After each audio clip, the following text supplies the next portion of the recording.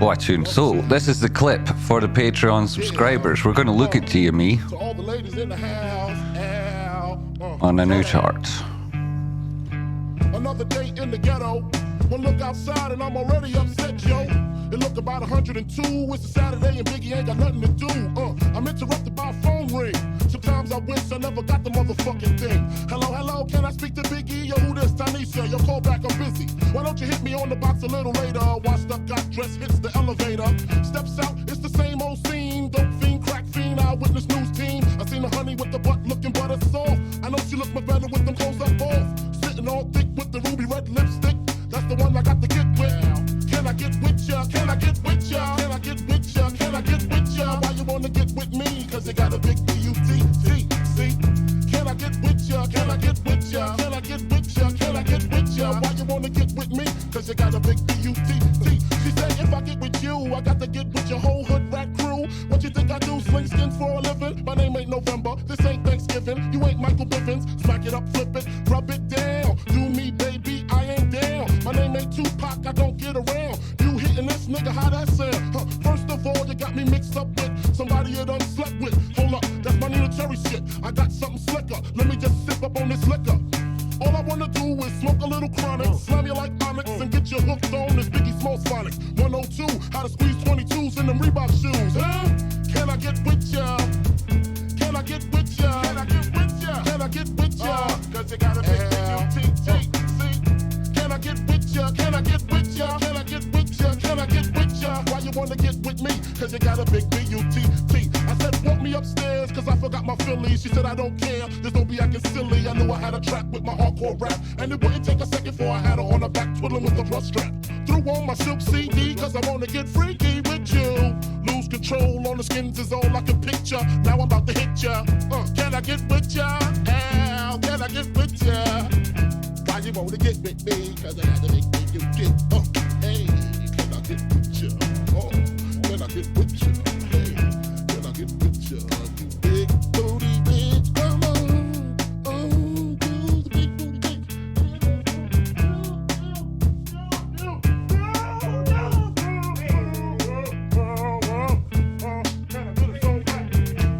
So black, so black, so black.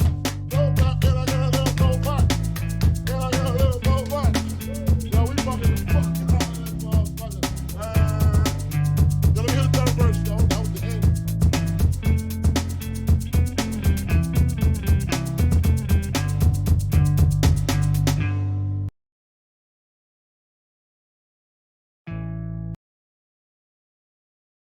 So watching that was to introduce us to this fresh AF chart, which is adjusted for the split 4-1. As you can see, what was 1 is for what was 4 in terms of price. It's just 1 now, but we've got 4 times as many. This is a downward sloping channel. You've got a number of Fibonacci areas to be aware of. 236 is below, coming in at 30, spot 46, and then just above that, but still below price action, 37, spot 70 is 236 from our grand retracement back down again from this high, which was the 21st of January. And you'll of course remember that on that date, the 21st of January, prices were $124.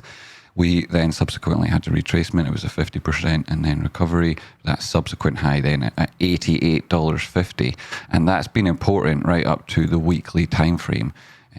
We've been held in a channel that you could debatably take back to the 21st of January, though I don't see the point when it loses a degree of its linear validity and does no favors for you other than look like it's happened for longer when it hasn't. So this is the way I prefer to do it, though there is other ways to look at it. On the weekly time frame, you can see this was a double top before what became distribution with lower highs and lower lows. During that distribution, across a weekly time frame, we can see that in context, we now still have a quite clear bull flag potential, and that comes to the top point here. That's be like the most bullish version of it. You might have it here instead from this breakdown point. The angle isn't important, it's the distance, or it might be that you take it from a half staff in which case you'd look at it like that. It's very unlikely on those sorts of bull flags, that third option there, that you'd have the same duration we have with the extension of the flag, but this asset doesn't behave exactly the same way others have done. So these are three potential moves. You've also obviously got elasticity from within the current formation at its most broadest point, which is the same everywhere throughout because it's a parallel channel. We can see that we get a picture of the elasticity of price within that formation. If you let me have that. And if we were to break out of that, hello, postman. Wait, postman. And if you're to break out of that, you're heading towards the 886, which would be up around $103, back above that $85 level. That'd be fantastic if you manage to get the full expression there. But at that stage, you're touching important Fibonacci. There might be a bounce and all, So if we're asking, like, is MOAS happening when we hit that level?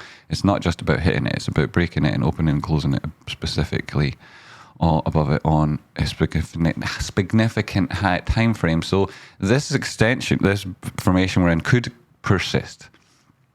And it's very speculative to do any of this TA. But if you were talking about bull flag breakouts from a half staff, you might be looking up at around 869. And if you were looking at it coming from this second option, $5,000, oh my goodness. And then if you're looking at it breaking out and taking the full measured move from that crazy bull flag, which is quite possible, regardless of MOAS, because, things, history might not repeat, but it does rhyme. And, 120, 162 or whatever, right? That rhymes with get the fuck out of my garden! You know what I mean? So it may well be that we just don't ever sell this thing, like ever, and we keep buying it, and now that it's a lot cheaper, maybe some of us are buying on option chain, in which case, there'll be considerable torque, and those avenues that are used to push the price down, and I don't mean that in a critique of those manipulating the market, but it is used to push the price down for those people who work the margins, and it'll become harder and a bigger ask to do that sort of thing. Right now, I must desperately apologise to Coco. Didn't mean to do that. Never mean to do that sort of thing. Right, just all of a sudden comes over me. Like, oh my goodness. Anyway, joking. Right, I'm actually very, very calm. So you're back above the center line here. This is the weekly time frame on GME. You've pushed above the center line. You've not yet broken this previous high here. Price action is not above it. The RSI is pushing towards those levels. You might think about this as being potentially, is it, it's not an uptrend, right? So it's very difficult to call it bullish, but we'll see what happens and how price action evolves. This downward sloping supply line, which forms the top side of this channel, has been violated, and we're within an upward sloping channel now on the lower term timeframes. Down hourly and have a little look at this. It's still pre-market, of course. It's not opening for another hour, and price action is trading pre-market here on the auction system that's controlled all NYSE stocks. If they do have a pre-market or a post-market, it is controlled entirely by the designated market maker, who uses an auction system. So you think you're trading with people in pre-market if you've even got access to it, which whoever your broker might be. I'm looking at that camera, but you're over here. And so, it's a scam. So, so the pre-market has started. Prices are moving, but not very far. 38.40 up from 38.37. Fidelity showing 465,940 in volume pre-market. That's interesting. So Fidelity, of course, aren't the designated market maker. So there's the split vote one. Boom. Fidelity and BlackRock just recently then agreed to cover the debts for Ukraine, as it happens. So it's interesting, you might think to yourself like, oh, but these hedge funds or these companies, right, they only manipulate the stock market. But what you maybe don't realize is that the stock market's the final part of the chain, right? That's just like the tiny bit of manipulation. They actually ruin the world. That's what we would do here. We're not here to clean up the stock market so that we can leave it nice and tidy for the white collar people to come back in and mess it up again, right? That's not the cycle we're here for, right? We're smashing that wheel and all of the other things that the hedge funds do to manipulate society, control civilization, and enforce, radical political policies on us. The men of system, that's who we're fighting, right? That's who we're fighting.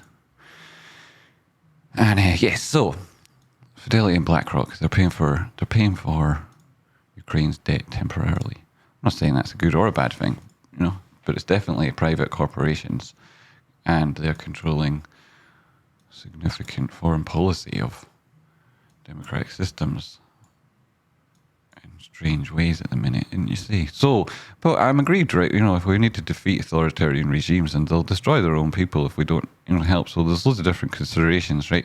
Don't get me wrong. So there's the golden pocket here. That moved back to the top side. You're looking for your 886 retracement, taking it up to 44.97. That would be the top side of this channel. It would be a breakout from this downward sloping formation. It would take you to the previous high from the prior formation.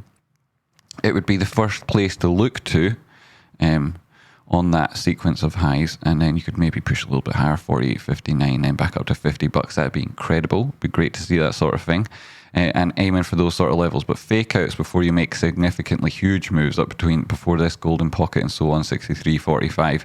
That's a big ask to get there without a retest, and even breaking above here without testing something below is a big ask. If we drop down to this slightly smaller time frames, it will become more obvious, but the chart's adjusted, and this gap that we had on price action, it was between 121 or so and 124, I think it is, or something like that. It's now down here at 29. Would have been higher then, obviously, 131, and then 30. Yeah, so this is the gap, right? This is a real gaps across different time frames there. Price action could well come and test it. I myself entirely expect it to happen at some stage, and not in the distant future. And the question becomes, are we going to make it back above these levels? And if we do, where do we go? Previous high, that would come in line with the basis line for this upward sloping formation.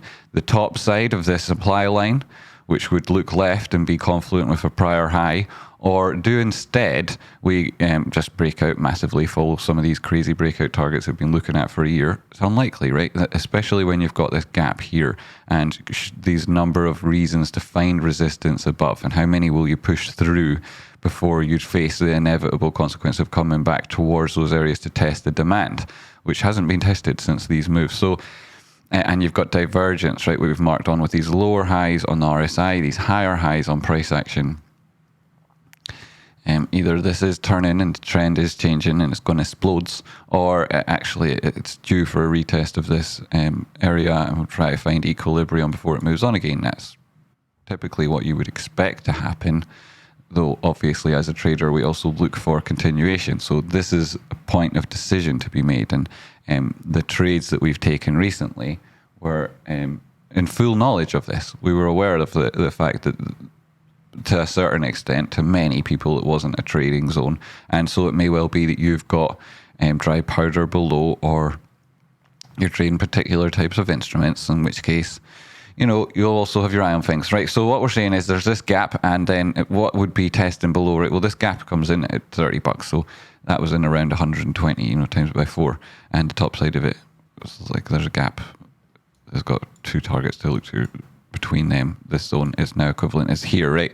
But that would have been like up around 120 in Tradespotting, if you'll remember, was saying that price action could definitely come lower, and that was just talking about this nature of this formation, which we haven't yet definitively broken by any stretch of the imagination, and how, though we did find a double bottom at the most recent low, subsequently we've come back up and not yet managed to break this area, and it's taken a significant amount of time. And it would be perfectly acceptable to see this thing come back and test these lower levels before breaking out, or indeed, having made this oscillation at the top side, come back and test these areas from the breakout, because it didn't explode up to the top side with the same violent nature it most recent has done since it started into this trend. If we include that to be the first one, which is obviously taken this one, which is huge, out of the question, and this one out of the question, then you're saying, well, what were the next one? This was like a meandering move up, right?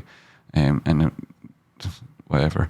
But then it came with one explosive move, two explosive moves. This one explosive move, two explosive moves. You've had one here, and then, you're just going to meander up like that, and then break out and go crazy. You wouldn't, right? You wouldn't expect that. If the gap is smaller, does it not matter as much? Like the one above you marked Tradespotting, yo, Sammy, yo, Sammy, Sammy, yo. The smaller the gap, to a certain extent, but that's only on tiny time frames when gaps have been formed, perhaps due to explosive price action, or like during the intraday time frames, or it could be potentially from a breakaway gap that somebody's caused on purpose, and in which case it's very difficult to cause a big gap there, and so there, when it's that small for certain reasons, it might not matter. But apart from that, if you take those two narratives out of it, and any that I might have forgotten, which can't be that many, then no, it doesn't really matter. The size of the gap isn't important. It's a gap, and generally speaking, the smaller the better, because you'll still go there anyway, but like the distance between them, it's so like you get a clearer picture should price action turn around. Whereas if it's a bigger gap, then when you're in that hole, you don't know how it's going to go. I might be mistaken, but I think there's one around 36 on the 1 hour. On the 1 hour time frame, we'll have to tell me at what time in history it was. We've got the gap so far in at around 29 up to 30. And there are a number of gaps throughout the day. We opened up higher than we had done the day before, but it seems so far here we've come down to close them, or this gap above, we've closed it at 33 or so on. Moved up, no gaps here, moved up, no gaps here. There is this area, we filled this gap at 36. Sammy Yoch, you might have been talking about. Came back up again, another gap, filled that. And we're resting above it. That most recently was in at around 38. So there was gaps, but we filled them, and now, oh no, have we filled this one? We're looking at that. Why is that staring right at me and I didn't see it? Blind. How did I not see that? Anyway, yeah, you're right. There's 535.67. What's wrong with me? Anyway, hourly chart, yes. Tradespotting's blind, pardon me. So we can clone this guy. Save me making one that looks awful. Oh no, I can't, because I can't move it, can I? Yes, whoa. Right, so where was this guy? Over here. Cheers, Sammy. Come on. Yep. So this is a tiny gap, but still, like you see, or was it somebody else was pointing that out actually now? Sorry, I forget. Yeah, so the size of the gap doesn't actually matter. And yes, there's a gap here, so that's down at 35. And price action currently 38.45 ahead of open. Still up a little bit in the pre-market. Some enthusiasm there. And that'll be people... Wonder why people would be buying at pre-market today, huh? Wonder why, right? Or would they? If held the seller center line, that's good to see. Things looking positive, generally speaking. And I'm positive about them. 15-minute time frame. You've got a cross. You're above your 200 period moving average. You're the low side of this formation. You've made it back above the center line. You've got your MACD, your RSI, and price action all looking like it could push slightly higher. You've got these historical reasons for it to stop. You've got divergence on these most recent highs, which suggests that you're aiming for support. You haven't yet managed to push lower, but you have got lower on the RSI. In the context of an uptrend, that's continuation divergence, which says you're going back to resistance. And resistance in this uptrend has only ever really been that top sloping diagonal. So if you make it back above this horizontal at 39.71, then you'll head to 43.79, and that's a huge percentage move, and GME's now, if it does do that sort of thing, it's going to start putting in characteristics of stuff like things that move loads all the time every day. On that note, what's Tesla up to at the minute? Everybody thinks Tesla's amazing, going to be amazing all the time. Amazing. We had this idea that it would move to these levels, and then we thought that was potentially a good idea for it to come down from there.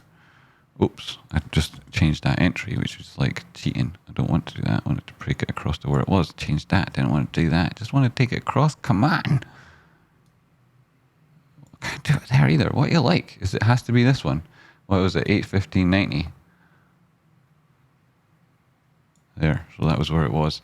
And I'm not saying Tesla's going to crash, but this was a good move here, holding the center line. That was nice to see in the bullish control zone. Can't argue with that. That was what we were talking about on the route up here. On the 30-minute time frame, you've got your gap to fill here, your downward sloping resistance. Totally could go there. 1 hour time frame. That's your man. He borrowed the money. Where's your guy? Here he is over here. He's still not being paid. See, look. Or he wouldn't be there anymore. Yo, dog. So this is wonderings. I see you're pushing higher in RSI. You're in the bullish control zone. I'm not going to argue with that. I'm sure he wants his money. He might not get it right now. 2 hour time frame. What are we seeing then? That's still very positive. Have made it to a 50% retracement from this downward sloping trend. If you keep going, people are going to be targeting up at around 900, right, in this golden pocket. That's what people will be targeting. 830 is obviously on the cards. At pre-market, you're 826.48, right? So you're back up in this potential.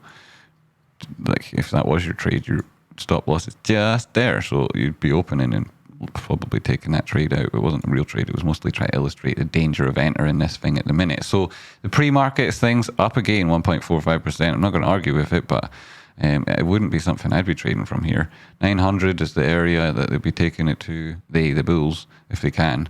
And then the next high, 963, comes in line with this downward sloping resistance. At that stage, I'd be like, holy goodness, you've managed to put enthusiasm greater than these 2 previous peaks. And wow, fantastic. Looks dodgy as. I'd be really dodgy. That was, but if you're holding Tesla, then you're already holding it, and that's the move that we're looking for. Congratulations if you get it, but I'm not entering that trade at the minute. It'd be crazy. So, and I've had a number of on this when it was inside that channel. We've talked about a number of different things, right? So this chart isn't adjusted. It isn't as exciting as what we were thinking about with regards to GME, but we were trying to make a point about enthusiastic markets and things that move a lot, and have got a high average true range and generate more volatility. There's more money for people trading those things, and so they get greater and greater attention, greater and greater liquidity, and inevitably become bigger and bigger stocks, which is part of the momentum that you need in a company and in the way it's traded, which is again completely separate from much of the fundamentals. So this is what I have to trade. So it's hard. I don't often say like technical analysis and like cheer for it, like I'm on that team, but you have to use everything, and everything can seem difficult to lots of different people, right? So pre-market on SPY, 398.35, touchdown, but nothing significant. You're in this area of extreme liquidity, which was previously a gap. You're coming up to fill the top side of that. Not quite done it yet at 399.63. Could head to 400. Next target would be 409, 413. If you're trading SPX, not SPY, you'll obviously be able to do the math yourself. It's super easy, right? And why do people look at SPX instead of SPY?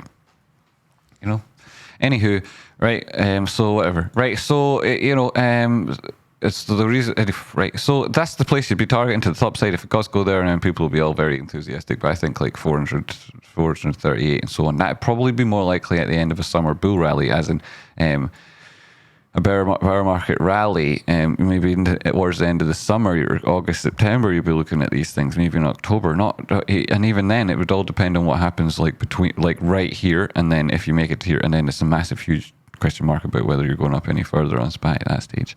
But moves abound. These possibly not like desperately interesting pre-market at the minute, but possibly I'd suggest that it's risk on across everything that we've looked at today. Everything is risk on, for aiming for those higher targets. So it's the way it is. And then VIX, right, 22.95 continues to go down. Everybody's been saying since in around these levels, and I've said it on Twitter, other places, like not recently, like I've been talking about this, right? So people won't know.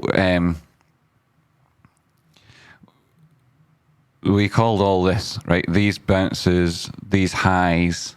You might remember me talking about VIX back here. These moves, you might remember all this stuff, right? And this was one that we were like talking about real trades for. People traded and all. Breaking profit there, very sensible, coming back down again. A lot of people have been very enthusiastic about VIX, and they're talking about it like it's going to go mental, and they've been talking about it since here. And that's most of the people you'll find on the internet that talk about VIX. They've been talking about it's going to go crazy, and they don't realize that, like, I've paid so many bills with VIX there and then again here, and loads of other people have, right? The explodes is still yet to happen, right? It's very much yet to happen. It comes from deep lows, and it goes to extremely high highs. And the way we can see that is look at the weekly time frame VIX. Go back and see these peaks right here. You go 2020, but perhaps you're not a trader and don't know what was going on back around 2018. 2015. These are peaks when you're hitting towards 50. When you exceed 50 to 82 there, Here's in 2008, right? You recognize that date. And then you had these peaks back around the year 2000 where you were also pushing back up towards 50. So 50, right? And then 2002, right? That was when you were looking like you were about to pull out of it. 2007, that nightmare move there. Right, so this is what we're thinking, right? This blow off top, like a type of idea. We had it, came back down. Here you retraced all the way down to the 200 period moving average, despite this positive splay between your 50 simple and your 200. And the fact that everyone and their granny was aware of 2008 and what was happening, right? And a destruction. So that was the trade. And there could be something very similar coming up for VIX soon. You don't even need to take all of it. You know, like we're saying, 50 is perfectly adequate. You know, getting up at around 40 is what the chart says very possible. And the place to enter would be in a test of that 200 or slightly lower, as we've seen here, pushing below the 200. At that stage, 50 simple was also below the 200 on that part of the trend. I think maybe we've changed that now with these higher lows and potentially higher highs than back here at this lower end of this channel. We need to see this pushing up then. So that's why we think 40 might be an important level of resistance or just a touch below it. And the entry, the best entry in around these levels, because you can also manage your risk really easily with these previous lows, right? And if we start breaking down and making lower lows, then this trade is different, right? Very different. And it may well be you're looking at a golden pocket retracement here from the current high, which takes you around 20.69. It might be the 200 and the upward sloping demand line here, where I'm paying attention to 21.90. Rising up to this 50% retracement at 23.28, which it could, obviously is pushing below already 22.98. So we're thinking about that 200 period and how price action responds. I am, and I'm looking at that golden pocket and I'm thinking about this area and taking trades on this thing and how they might work out, right? Well, so and if you want to know more about VIX and how to trade it and whatnot, just ask in Discord and we'll chat about things. Or if there's other people, hopefully they'll be able to give you some contextual from their own experience, benefit of their experience. What am I saying? Yeah, VIX. Oh, people. Yeah, you want more help about it? Check in Discord's rooms. I might be mistaken, but I think there's one around 36. Yeah, we got that one. Awesome. Right, cool. So that was awesome. Right, we've done a big update there. Did it during the live stream that's been open over the night, but like this is like a video for Patreon members and people ahead of pre-market. So I'm going to go and upload it in a moment and get back to Jamie. Also, we want to talk about AMC. $17 on the nose, very on the nose, 2.97% down, then pre-market 1.298 down at 16.77, and a little bit more there, pushing lower. Turn the drawings off so it's slightly clearer. Weekly time frame, downward sloping channel, you're pushing towards the top side of it, but there's no question you haven't broken out of that yet. And down to the daily, you filled your flash, 10 spot 10, shout out Rocky Out Crop, most amazing indicator going right. Came back up here, positive sign on RSI, still below the 200 period moving average, 50 simple below both price action and 200 period moving average. So place that you could come back to for support. If we are to put our drawings back on, boom, they go back on. You can see we've already got that upward sloping demand line that catches the most recent lows. And that at this most deepest low, we had a Gartley, a harmonic pattern that suggests that there could be a reversal on the cards. We also had this tightening formation in at this part of price action, which put this wow signal in. It's Tradespotting TM, right? Tradespotting. And the question was, is it a question mark or an exclamation? That's a joke though. Do we come back to test this 50 simple and this higher low and that demand line? That's very possible. That comes in currently around 12.88. So we're back below $13. We don't particularly want to see it below $13. And this demand line itself, should it be pushing above the basis line when price action reaches it, you would indeed be holding those 13 and change levels. 21 exponential up at 14.96. That's a good place for it to stop. There's a gap here. As you can see on price action, turn off the drawings again at top side 15.48, bottom side 15.30. Wait a minute, what am I saying there? 15.51 to 15.38. Little bit of a gap there. Little, but it's like we say, it's real. And if you're pushing towards those levels, you're back with underneath this horizontal resistance that we managed to get above. So there is support now, hopefully on a first pass, I would expect. So also a Gordon Pocket retracement from there. Yo, Gordon Pocket. So if you ball back below that horizontal level, you're looking to fill that gap. It's a deep retracement towards these 50%. It's the 50 simple period moving average that might be coming around same time as a test of this basis line and or this upward sloping demand line. And that would suggest that there's a week or two left on that sort of thing. You have to bear in mind that you're still in this downward sloping channel. Okay, 4 hour, and we'll see more of that. And despite these bullish moves, you're still in this downward sloping channel. Here you can see though, it's the 4 hour. You're above, you pushed above that 200 period moving average there. That's really good. 50 simple heading towards it. That's like difficult to argue with that sort of thing. You've got your gap. You've got your 200 period moving average here. You could easily catch bids on this at like 1560, and that just be an oscillation towards the top side. And this, which is a channel, could evolve to be slightly more of one. Show you what it looks like. Obviously, your lows, these highs. Encompasses all of the price action there. There's lots of different drawings on the go, but if you push higher, you'll see like these levels, we've already identified them. $19 as being the next stop to the top side. Should you turn or arrest this current lack of enthusiasm, inject some enthusiasm into this at open, you'll see it head towards, right? And the next place it's going to is 19. Yesterday it was up at pushing, trying to do that move already. 1959 to 2618 extension. I wouldn't put much weight on that compared to having broken above 19. You're looking at left then at horizontals. Get it on the 2 hour, maybe we can see some more of this. These are the highs up at around $18, $19. You break these levels, then straight to 21 for 25. You've not got much stopping you. I mean, looking left, you can see these previous levels of resistance at 20.97. That's just nothing, from here, and it wasn't significant. And the next time you came back down it, you didn't meet resistance from the top side when you were approaching those levels. So I would suggest that you probably head straight to the 21.50, $22, testing this downward sloping formation. If you break out of it, so you'll be testing that horizontal level and the full extension that you see from here. And I don't necessarily expect all this to happen in one go, right? And then, enthusiasm anywhere around, it's just like 24.11. It's putting a cap on things for the minute, I suspect. But you're probably, 22 looking left. You can see you've got another horizontal coming in here. It's a 382 retracement. And, from this breakdown, a recovery past the 236, it doesn't mean explodey times on AMC, which we've done. It means maybe you're going up towards golden pocket, which would be 32, 35. And, in context, that's not crazy exploding. But with regards to the percentage moves, it is brilliant trade. So it's good. It's enthusiastic. But it's also in a downward sloping formation, in a downward trend with what looks like touches of divergence that could bring us back down to support. And I mean AMC. So you've got that 200 period moving average heading towards the basis line. Price action doesn't go below 2 of those. That's great. It does suggest that, price action could move down. In pre-market, you're seeing a little bit of negativity. Not as a significant a degree, and I don't trust it. So, but if it does push down again, there'll be implications for the GME chart. If GME goes up shitloads, will there be implications for AMC? Well, they are decoupled significantly. This is like, they're both in a downward sloping formation, but they're at different areas within it. They're behaving differently at the areas they find themselves at. And while they both have reasons to move up or down, it doesn't necessarily happen at the same time anymore. So we'll have a look. You've obviously got this 585 flash at 2 hours on the AMC. Jeez. Right, jeez. Didn't see that before. Well, not recently anyway. 4 hour time frame. What are we seeing? Golden pocket retracement around 768, 7.68 might be the entry. We've been talking about it for a while. If it was to break down from this formation, that's where you'd be looking to, and it may well be that comes in with this sort of idea. We just draw that on recently or something. Why are you so wrong?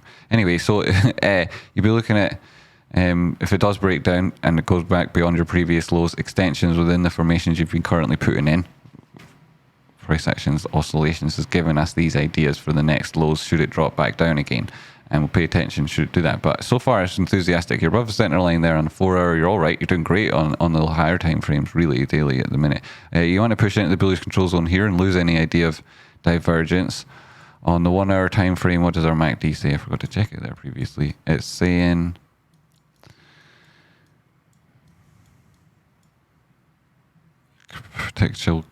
potential reversal divergence.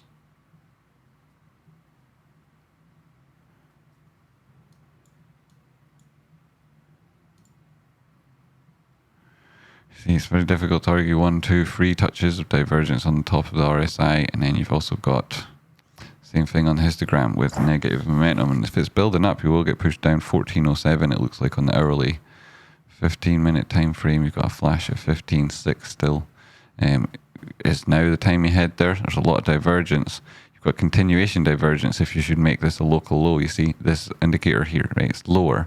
Price action is higher. It's the context of an uptrend.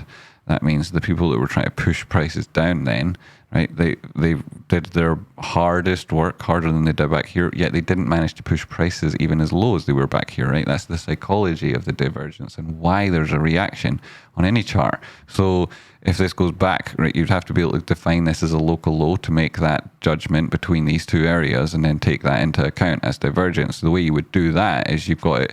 How do you define this as a local low? It moves back to the top side again and turns around. And then how far to the top side does it need to go in order to say that it's a local low? So you can start doing the rest of your TA that we just talked about there. Need to exceed back above a 236. That comes in at 1726. 17 spot 26. Heading towards the 50 simple period moving average. Looking left, you can see there's another 236 here. Lots of different things on the go. So I'd like to see it, if I wanted to be dead confident, above 1750. And then pushing towards the top side of this tiny little formation you're in at the minute, heading towards 1788. That's what I'd like to see if I was trying to be, immediately short-term bullish. I'm not seeing it yet. So go there, I will be. Until then, there's a flash at 15.6. There's a gap just below that. And there's a number of reasons why you might come down to 14. So that's what we're looking at with AMC. We've talked about SPY, VIX, GME, a little bit on Tesla just to keep people safe, really. So, it's good to seeing it. It's just, keep people safe. The pre-market, you're opening up right up here. And the next area is at 938. If it does go higher, fantastic. But, 900. If it gets above 838. Here's that. And around here. Yeah. And then there. Yeah. Cool. So a little bit, you're actually, very close to pushing there at the minute. But it's very dodgy, right? And pre-market pricing, people love to trick you. They love to trick you. So be careful if you're on Tesla there. Though positive. And then just because we're here, why not? Our RICE, you went back to that level of resistance, back above this potential downward sloping line. This is in the context of the UK stock market doing pretty terrible. And the people that run it proving themselves to be yet more incompetent than we thought, which is insane because I thought they were really crap. Yo, what up? Gosh, my trading view still hasn't updated Jimmy price. I guess it will by open. You hope so. Hey, where'd you get your trading view? Hey, you got the CBOEs. That's what it is. Apparently, we're speaking earlier to Renew, who's thinking the same thing, and may well be that it's the CBOE data. CBO. I just don't know. Is it common where you are to say CBO? They I don't know why. I think it's because of this guy who used to play for Rangers. Anyway, I don't know. I do it all the time. Nice. The trend is till it isn't. Aye, the trend is the trend till it isn't. Slightly less eloquent than we would usually say it, but yeah, certainly. Right. So if you fail at this level, you come back down test levels in around a 111. If that breaks you down at 85-90 cents, I think that's happening while you're at the top side of a formation at the minute. And I've got a bit of this and think it's going to do quite well. So, also they do have this harmonic, which suggests that you could come back down to 110. You got to T1, so right, it doesn't have to, and it doesn't mean it's going to happen anyway. Just because it's there doesn't mean it's definitely going to happen. So yeah, it was the previous formation 150, high above that 171, get above that 190, and then boom, could go crazy. The old this actually, no joke, right? But I've talked about right there. Look at that, right? That's a flash. I'll put in the weekly at 4 spot 986. Sure, right? There might be other flashes. There might be other reasons not to trade it all the way up there, but that's quite high. That's quite high. In terms of this is all time low. Oops, what am I doing here? I don't want that. What? Yes, thanks. This is racy. Maybe I'd be better off doing this on RR and just giving you the actual chart. RR full stop, of course, right? So you've also got this harmonic on the go on Rolls Royce here. Holy sugars, this is good stuff, right? This is incredible stuff, right? You probably weren't live when I was live, but you probably weren't watching. Maybe you were, I don't know. But you probably were if you're a Patreon member or a channel member. You were probably watching live when we were doing this. And this potential harmonic jeepers creepers, holy McBoobers.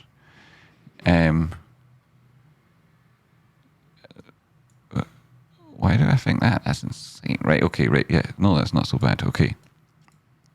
Yeah, so our Fibonacci here, what we were looking at from that high double top, take it to this low, 236 golden pocket, 1.1 free extension. Okay, the 236, you've not managed to drop below that yet. 67 golden pocket up at 173.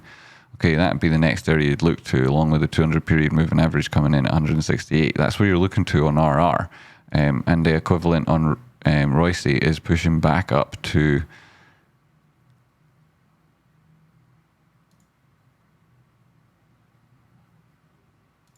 this flash area potentially.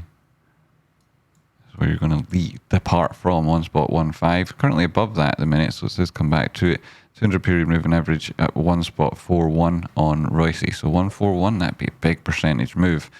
Things may be coming soon for that. It'd be interesting to see. Anyway, bear in mind, you're at the top of the channel now, right? You know how to trade breakouts. It's either watching for the terminal candles with everything going in your favor and a really clear area to manage your risk and trading it on the first time, which is, as some people do it, and sometimes it works out other ways with retests. And then even better yet is if you bought it at the low of the formation beforehand, thinking, hey, this is trading within a range, and then you're able to follow a profitable trade with a stop loss at an area where you could say, now I'm wrong, it's not breaking out. Where I'm wrong, it's not breaking out is back below 109. 101.3 would be an early signal, but I think it's back below 111, then 50 simple here, right? Back below that. If you do a retracement beyond there, it's like unlikely to then be in the process of breaking to the top side. That would be a significant retracement at that stage, and you would be potentially considering all these ideas, and the risk would be much different. So, but if you did break out a little bit, previous high at 1.22 and come back again, right, inside the formation, maybe that stage you're trading it up. You know, you could do different ways of looking at this. You know, maybe potentially it was a wedge. You were looking at a retest after this breakout. Then you'd be looking for that 110. So that's what we're thinking. Oops, get back in your box. Right, so that's what we're thinking. Parallel channel might be turning around. You've had the same idea of a double bottom here. As we looked at on the GME chart, and you're in a channel that's part of a downward sloping trend, hoping to break to the top side. So it's not desperately different. Although if this is going back to its previous highs on this thing are pretty shocking. Distance is way up here, 8.68, currently 1.16. So, you know, and like we did this retracement down again. If you were to look at this level and see how far we come on this one, holding the golden pocket at the minute, pushing to the 382, that's resistance, probably where you first go to when you break out of this channel. Looking left, it's the previous formation high 2 up at 1.22 to 1.26, and that's where you're looking on Rolls Royce. Okay, excellent. Thanks very much for being a Patreon member or a channel member, and for hitting likes and for doing everything to keep the channel going. It's really appreciated. Thanks so much, everybody. Right, that was the clip. This is a clip.